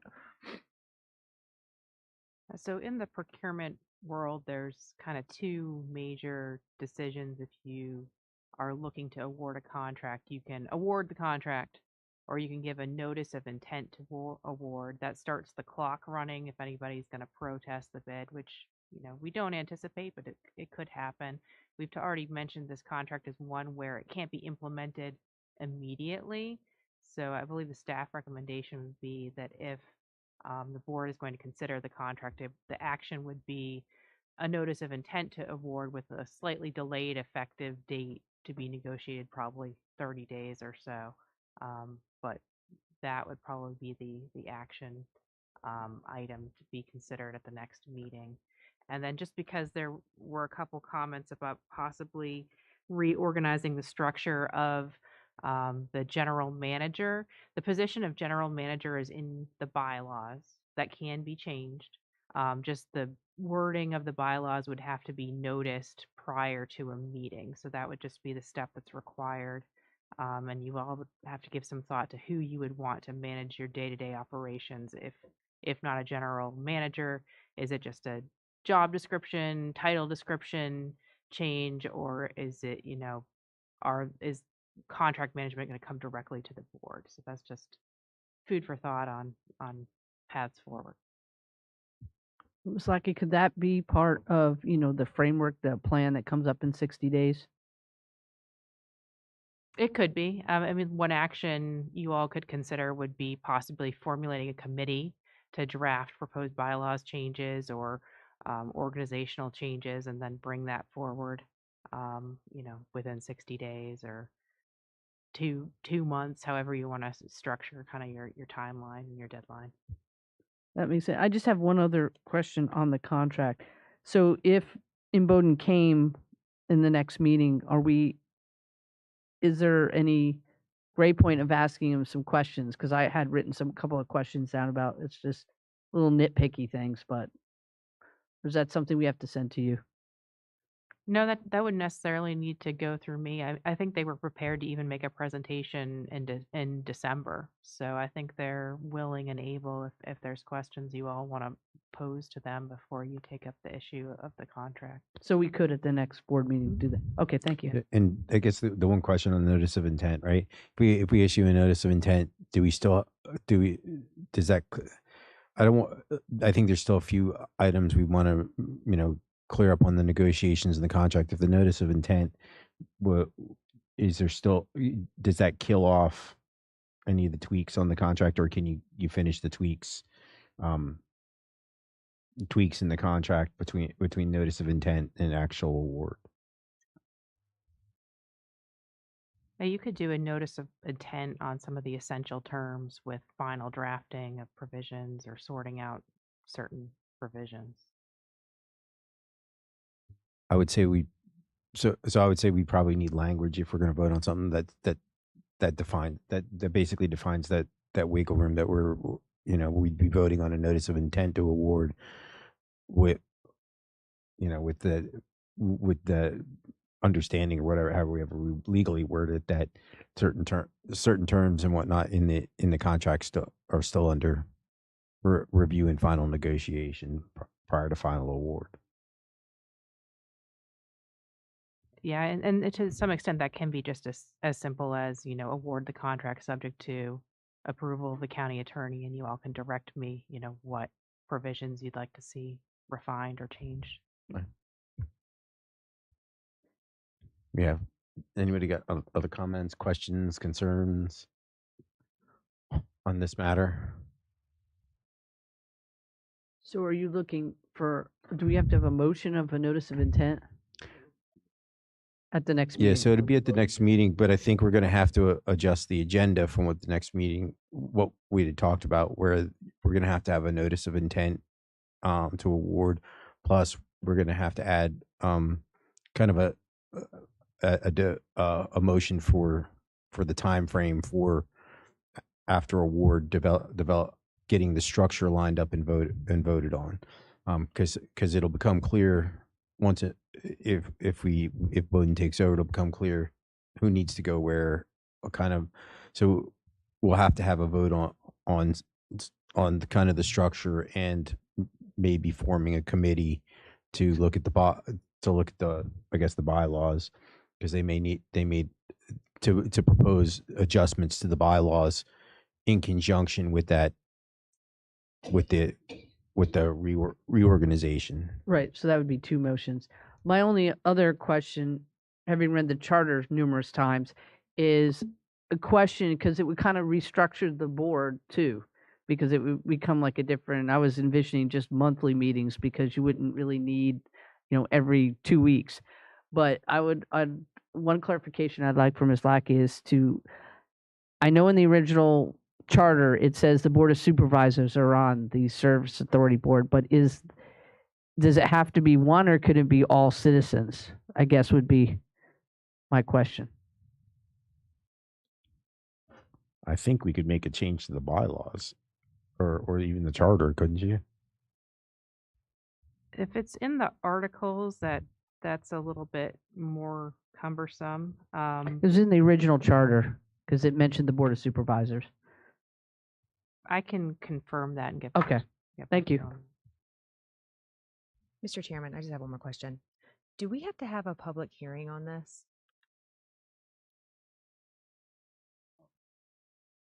We don't have to have a public hearing on a contract, but that's something that you could choose to do if you wanted to give the public. I mean, you as part of your meetings, you always have public comment. People can come forward and speak on any of the matters pertaining to the board. If you wanted to have a specific public hearing, you could do so, but you're not required to. So in the past, because I feel like this is like a big deal, right? It's a huge contract. It's a major different setup than what we've ever done in the history of the Service Authority. Would this be something that we should have a public hearing on? I mean, what? So we can. I'm going to bet nobody shows up, or very few people. Just based on so I've in generalities talked to just random people in Hop Yard and whatnot about the potential of the Service Authority going under a contract management for the wastewater, and pretty much universally the comment has been, it's about time. It really is what people have kind of fired back with. I don't know that you would get a lot of people. If we do have one, I think it's going to be end up focused on rates. That's where it'll go. and one way or the other, we don't know exactly where rates are going to go, but rates are going to go up one way or the other. It's kind of it's everything's gone up. To that point, though, we know the rates are going to go up. And that's another reason why I say we don't know how much they're going to go up. We know they're going to go up. So you know the clients are going to be calling you when they do go up. So should we cover our tracks and have a public hearing? And that way people can come and talk if they want. I mean, I'm throwing it out there. Probably the Board of Supervisors would probably be more, the Board of Supervisors members could provide some comments on that. Mr. Chair. So anytime we have a rate increase, it's part of the budget and it's advertised with the budget for the service authority. And we we are required by law to have a public hearing for that. So we already have a public hearing wherein the rate increase is announced. So that we're already covered for that.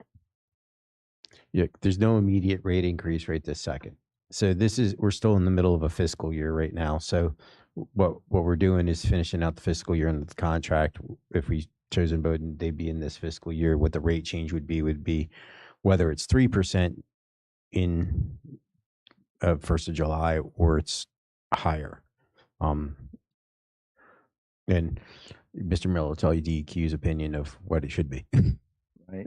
And Ms. Hahn or Ms. Lackey, under the Board of Supervisors, if there is an amendment to the budget of more than 1%, then that requires a public hearing. But I do not believe that the Service Authority falls under those same requirements. Is that correct? I don't believe that happens. If the Service Authority changes things mid-year, I don't believe there's a requirement for a public hearing. That's my understanding as well, but I will confirm that. And Ms. Hahn, maybe you'll correct me if I'm wrong, but even if the budget changes here, we're not in this first part anyway. Let's say we're not talking about changing rates because there is money in the $4 million in the general fund that we could clip into to at least cover this portion of the contract. It would be somewhere in July that we'd be looking at those adjustments. Yes, that's correct. I mean, the time you would make adjustments to your budget would be as you go into the new fiscal year, and we would have those kind of discussions. And as you rightfully said, and Ms. Kupka said, there was a public hearing, and if you recall, that was in the June timeframe, so that it would go into effect on July 1. So that would be when you would have your public hearing for your budget and your rate setting. And at that time it'll be more clear whether or not how much impact the rates have, if depending on how the new structures and how people shift, if they shift from service authority to county, you may offset personnel costs. So it may not have much or as great an impact. The only issue I have with that, though, is when we did the budget and we did the public hearing, I do recall talking about the financials and saying we're not including the Imboden contract, which we didn't, in there for the existing Imboden contract that we had. And the reason why we didn't do that is because we didn't know what we were going to do as far as merging or what was going to happen. And so, again, I just go back to transparency, and I don't like that, because I do recall, again, we probably could listen to the recording, and it did say that we would amend the budget with the contract. Again, the contract with Imboden was never in the original budget for this year. The operator in charge portion of their responsibility was included in the budget. The idea of a contract, you're right, the idea of a complete contracted out water and wastewater service was not something that we had the ability to provide you with at the time, because we were still waiting on their proposal and the other proposal from the other company. So yes, you're right. But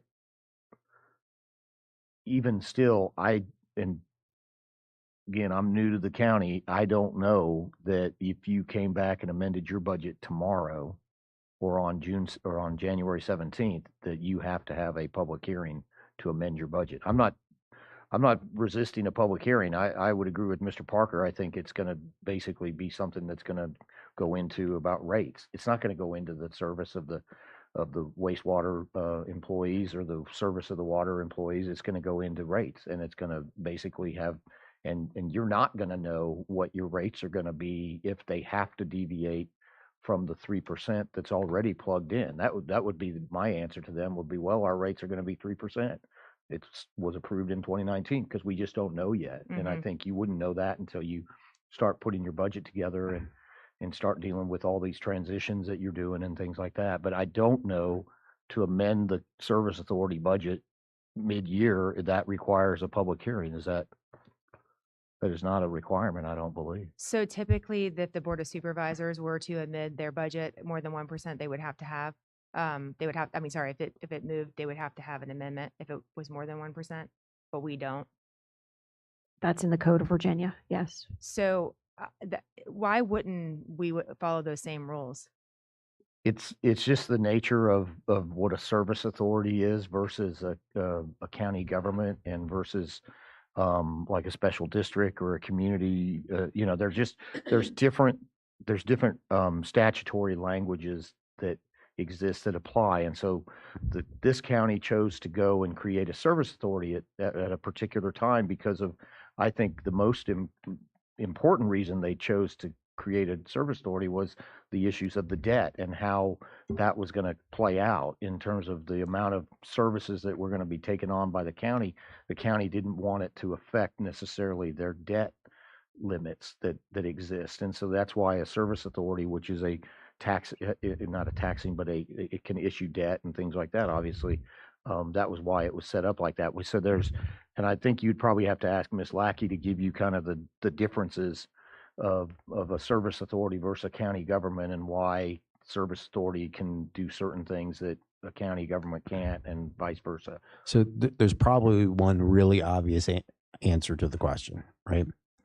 If every time our budget got amended by 1%, we'd have to have a public hearing. All we'd have is public hearings, right? Because 1% of our budget isn't a whole lot of money, right? 1% of our, so every time we paid a fine, we'd have to have a budget amendment. Every time we paid basically an Imboden bill to bail us out because something went wrong, we'd have to have a public hearing. Just the overages with that haven't even paid DEQ fines, just the overages in overtime and everything else to rectify some of those problems, we'd have probably had three or four budget public hearings for budget amendments. You'd likely at times just constantly be voting on budget amendments because your line items of the budget have shifted so much. Maybe needed. But that's probably why it's not and also an authority's not. It's a quasi governmental body. The whole purpose of setting up an authority, in theory anyway, is that the authority operates independently and is in theory supposed to be disconnected from the county altogether and have the ability to move faster and more nimbly. Examples are if you needed to raise everybody's pay, it should be, no, that's not how this authority works, but it should be the board votes, everybody gets pay raise. That's just how it works. This is how it works. Or we want to buy, I don't know, big piece of industrial property because that's what we want, and we want to put a water plant there. It's just you do it. There's no back and forth on it. It's just it gets done. If it's in the budget, it's been planned for. It just happens. There's no hearings. That's sort of the whole point of an authority, is to get stuff done faster than what generally government sometimes moves at. But this authority is a little bit different. We're kind of intertwined. It's more intertwined with county government than probably what, like if you went to the authority up in Prince William, those guys do whatever they want. They have the money. They decide what they're doing. They kind of talk to the they obviously talk to the supervisor and whatnot. They knowing where they want growth plans and whatnot. But they want to add a new sewer line, they add it. They want to upgrade something, they upgrade it. They want to buy a piece of property, they do it. It's all the money's within there.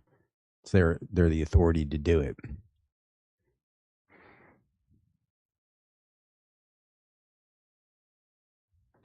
Are there any other questions or whatnot on this item? Because we do, if not, So I just want to be clear for the agenda, we will have, and Ms. Lackey and I can come up with the language on the actual consideration of the wastewater contract. We'll come up with that, mhm. with the idea that it's kind of like a notice of intent.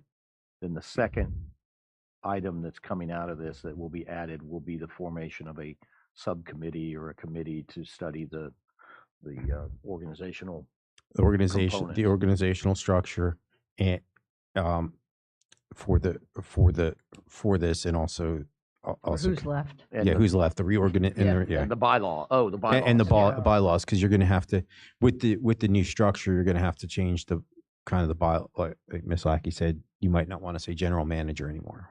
You know, you might want to change that terminology or whatnot, depending on how the structure looks that gets worked out in the committee. So we're forming a committee to look at the structure, people, how the employees transfer between the county and the authority, and then also how the bylaws would have to be amended to allow that structure With a time limit. yeah, with the time frame. We've got to have some kind of time frame, 2 months, 3 months, whatever it is.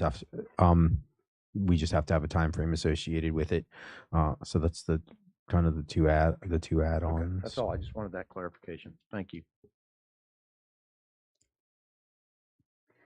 Any, I think we've already covered the next item. uh, So, Ms. Lackey, is that essentially by forming another committee or a committee, are we kind of just pushing off the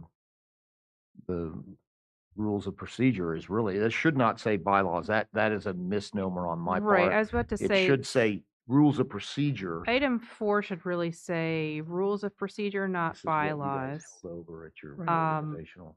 I would still suggest that the board consider adopting rules of procedure, because those have to do with how you conduct your meeting. So that's not your organizational structure.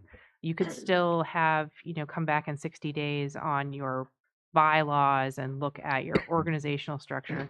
But I think you want to go ahead and try and nail down, what are your rules for public comment, things of that nature, and your rules of procedure. So I don't know if anyone's prepared with any so questions. did anybody on have that. any comments or questions on those rules? I just had two, and one of them was nitpicky. It was just making sure that the titles are not on one page and then they're like we're at the very end of the page. Because it just looks, that's a ticky-tacky, sorry.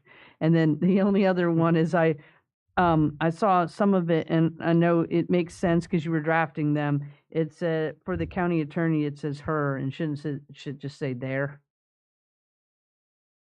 It could. So Jessica and I have actually had this discussion. It seems like the English language is moving towards gender neutral, but a lot of our code still refers to his or her. So we've kind of tried to stick with his or her, but if we have that direction from you all, if you want us I'm to only- address that. we I'm can. only bringing it up because, what if, and so you left us, and there's somebody else that comes in and Yeah, so there you're not goes allowed to either quit. or. If we put that in, neither of you are But allowed and we to can quit. also do his, her, but yeah, I guess, That's the only yeah. reason I wasn't. I Mhm. wasn't getting into the whole pronoun. I was Sure. just thinking of, you don't know who because these bylaws last for a while. You don't know who. Exactly. Before right. you came, there was a male. So Yeah. I mean, these don't follow a particular statute, so we could make that change, certainly. Well, then you'll have to get rid of the manager. Yeah, Just- we just could we saying. could do that for all, singular folks. We could change it to there in this document, and Yeah. that was the only I can recirculate that for the two next things I meeting. had. Mr. Chair, I feel very strongly that we do need to go ahead and adopt rules and procedures at our next meeting. The first paragraph of it states, which may be amended from time to time. So we adopt something because our legal advice is that we should do so that we have order and a flow and standards on how we conduct business. And then we move forward with the amendments in the whatever 60-day time period or whatever everyone's talking about. Thank you. Yeah, and we have that on the agenda. What the hope was here is if there was any like what Ms. Bender brought up, if there's any corrections items you saw with a glaring error, that we let Miss Lackey know so that they can be corrected. She can send them out before the meeting. It sounds like they're all minor corrections, so that way we can vote on those on Tuesday. But I didn't know, nobody had kind of the reason it got brought up is nobody really had time to look at them in depth last meeting. They were attached and nobody had time.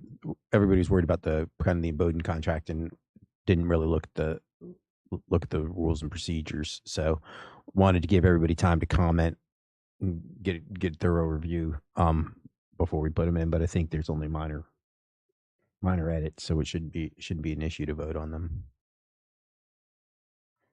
Because I agree, we can amend stuff as necessary. And then I think we've actually already sort of talked about the number 5 that's already in a voting plan. Are there any other items in people's minds or miscellaneous other? All right. I guess we need a motion then. I'll make a motion to adjourn to Tuesday, January 17th, 2023 at 5:30 in the boardroom. Second. Motion's been made and seconded. All those in favor? Aye.